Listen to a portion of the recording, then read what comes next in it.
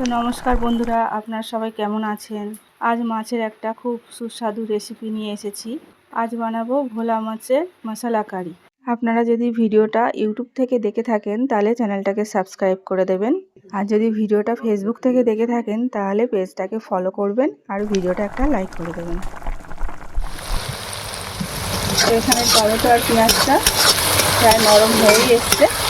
আমি এবারে দু রকম সর্ষে, আদা, রসুন আর কাঁচা লঙ্কার যে পেস্টটা বানিয়েছিলাম সেটা দিয়ে দেবো।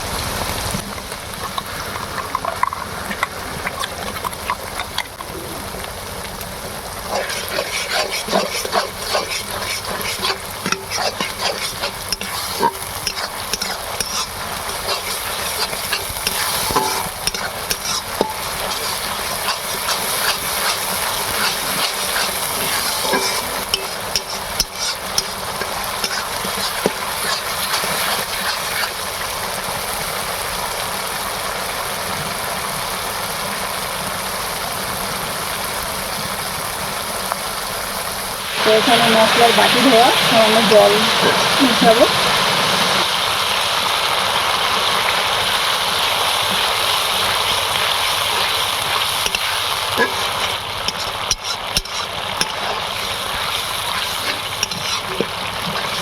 এটাকে ভালো করে কষিয়ে নিতে হবে, মানে রসুন আদা সবই কাঁচা। ভালো করে কষিয়ে আদার কাঁচা গন্ধটা যাতে চলে যায় সেই জন্য ভালো করে কষিয়ে নিতে হবে। আমি এটা তেল ছাড়ার জন্য অপেক্ষা করবো।